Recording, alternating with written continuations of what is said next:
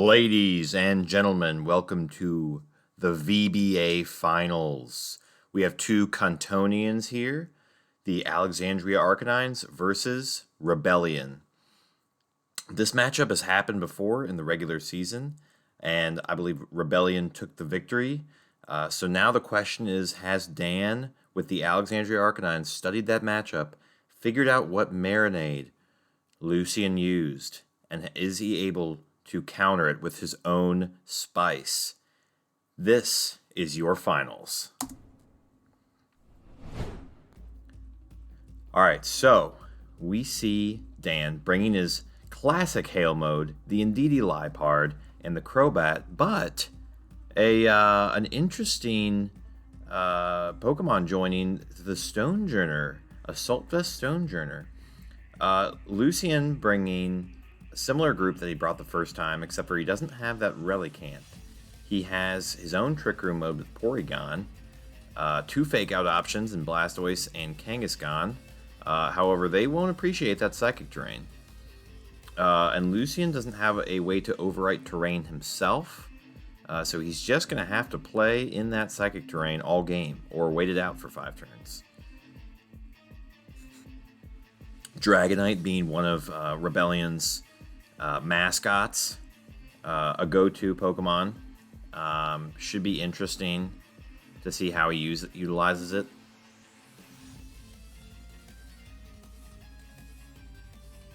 And Dan is locked in. Lucien still considering his options.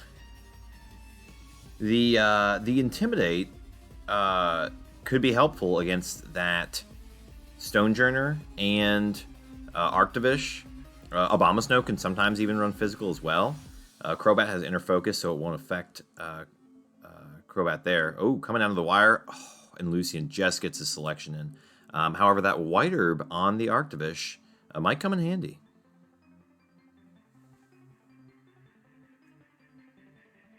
Here we are. Let's see what the players lead.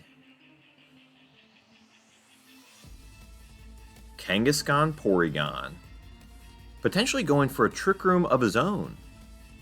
And we have this Indeedee Liepard combo. This is going to be tricky. Porygon with Eviolite can be bulky, but if Dan wants to just go for like a Fake Tears Expanding Force, that could take out Porygon. I'm not really sure. And this Kangaskhan can't Fake Out. So if it is that Fake Out Last Resort set, it can't really go for it there. Ooh, Dan opting to taunt just in case this Porygon is pretty especially bulky. Not sure what the calcs are on that KO. It's probably hard to guarantee depending on what Lucien runs. Okay, we see the taunt. Porygon can sometimes go offensive with Tri-Attacks though. And we just see a big Giga Impact. Indeedee avoids. Oh man. Depending on the Kangaskhan item, if that's Silk Scarf or Choice Band or something, yeah, that would have potentially KO'd. Except what Lucien doesn't know is the Indeedee has Focus Sash, so it will not KO. Liepard Thunder Waving. This should put the Kangaskhan slower than the Indeedee. And another Expanding Force should take it out. Let's see what this Porygon can do. Stays alive. Oh, and we see Thunderbolt. It shouldn't do too much. Yeah, Indeedee's got some nice special bulk. Does about 30%. 25. But now Lucien gets a free switch in. He was correctly targeting that Indeedee with the Kangaskhan because this Liepard doesn't have any attacking moves.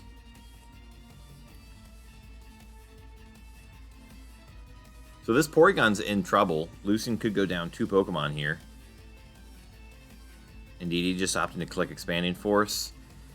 Kangaskhan was one of Lucien's big pieces over the course of the season. So losing that Kangaskhan this quickly without it doing any damage is really rough.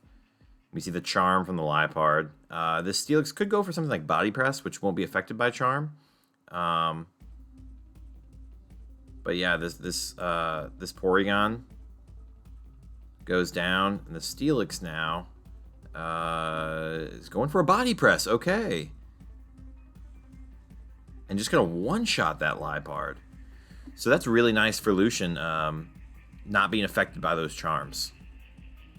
However, Dan has a few plays here. Okay, he opts to throw in the Abomasnow. He could have either thrown in the Arctivish and then swapped in the Abomasnow for that hail, or just straight up lead the Abomasnow, and that's really going to threaten this Blastoise too.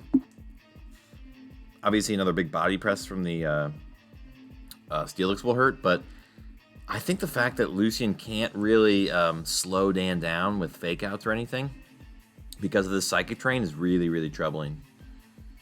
Yeah, a Blizzard should pick up the Steelix with the Expanding Force.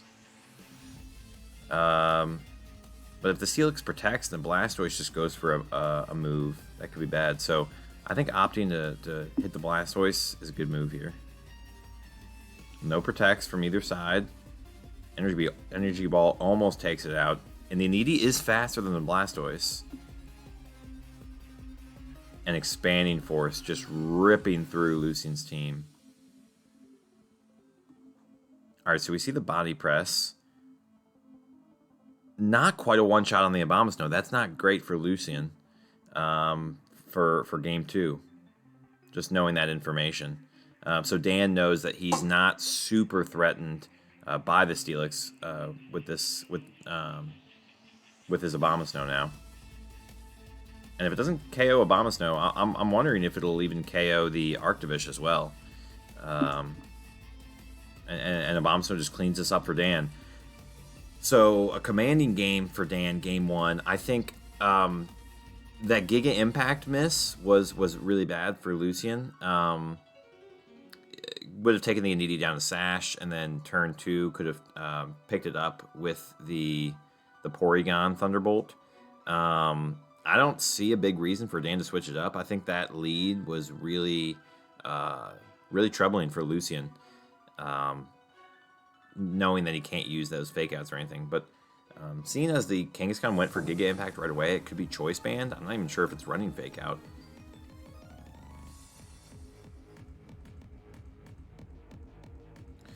So knowing he's got that Body Press Steelix, I'm wondering if he's reconsidering the Hail mode, or okay, if he's just gonna. Well, Dan's taking a thought here. I don't see the Crobat being of much use. The Stonejourner is obviously nice to hit the Arcanine and Dragonite for super effective, but the Hail mode can do that too. So yeah, I don't see a reason for Dan to switch it up here after that commanding game 1. This is it. This is match point for Lucian. If Lucian wants a chance, he's got to take this to a game 3. Otherwise, Dan is on the brink of being the VBA's champion once again.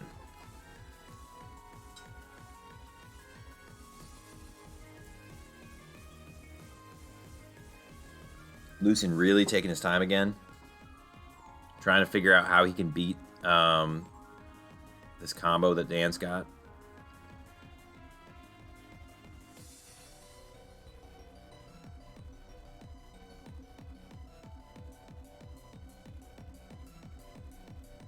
All right, we're jumping into it. Match point for Lucian on the back foot. Let's see what he leads.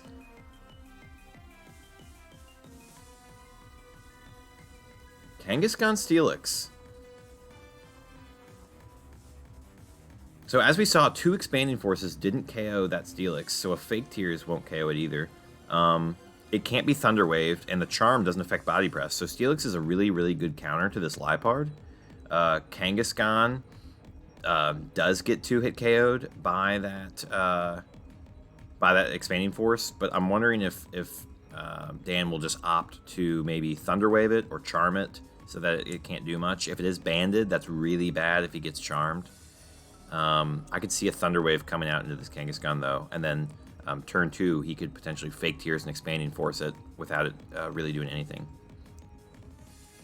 especially if this Indeedee does protect. I think that's a good play from Dan. I think body pressing the Liepard is pretty safe on Lucian's end. I'm not sure what this Kangaskhan goes for. Probably a Giga Impact into the Indeedee. We'll see if it gets full parried or not. It does get the Giga Impact off into the Indeedee again, but it does protect. Oh, and he doubles the Indeedee. Man, that was a great turn for Dan now, because he's really safe to just double this Kangaskhan, and I don't think Lucian has any switch-ins for Expanding Force because his one switch-in is on the field, and that's Steelix. We see the fake tears, and this Kangaskhan is going to be barbecue chicken. Oh, and a crit. That didn't matter, though. Let's see what the Steelix goes for. A body press. See, now he goes for the body press into the Liepard. Oh, and it doesn't KO, so it was a roll. Oh, man. Oh, that's bad. This Liepard, if Lucian doesn't have anything in the back that's faster than this Indeedee, Dan is pretty free to just go for another fake Tears Expanding Force.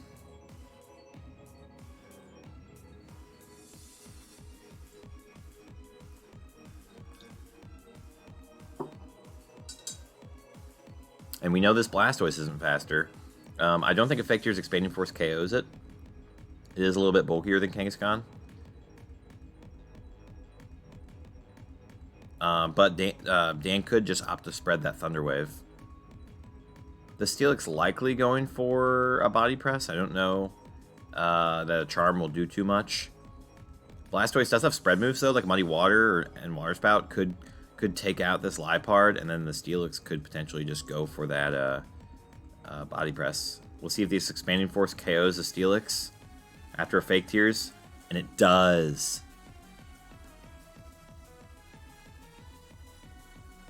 And we do see the Water Spout come out. Being slower that Indeedee really hurts, but man, yeah, I think protecting that Indeedee turn 1 was huge on Dan's part. And we see it's Life Orb Blastoise.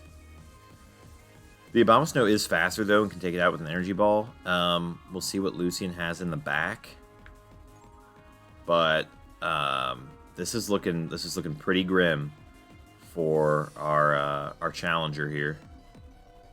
Arcanine. So Arcanine should be faster than the Indeedee. Snarls will definitely help. With the Life Orb, I would expect that the Blastoise might have Protect. So he could opt to like Snarl and protect the Blastoise, or just like Flare Blitz maybe and KO the Indeedee or the Abomasnow. I don't think a Heat Wave would pick up the Indeedee, but it would chip it nicely. Its Earth Power is going to hurt, though, if Arcanine doesn't take out this Abomasnow. Ooh, Burn Up. That's a nice tech. Now he's not weak to those Vicious Wrens. However, this Indeedee is still faster than the Blastoise, and without a Protect, we are going to see this Blastoise go down, and it is Arcanine against the world. And it does not have a type. No stab moves coming out from this Arcanine.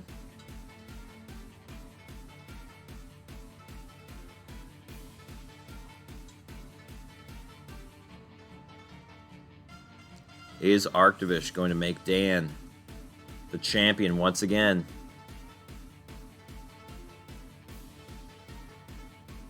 Here it is, Vicious Rend. And that's going to do it. Dan and the Alexandria Arcanines are once again the VBA champions. Grand champions of both divisions. Congrats to Dan. That was a really good win there, and able to fight back from that matchup after losing it in the regular season. Lucian did excellent. I think he had a really low rated team in the beginning, so able to prove some people wrong and get to the grand finals is really impressive. great job to both of them. And that's gonna do it for our VBA Grand Finals match. Hope everyone enjoyed, and have a great day.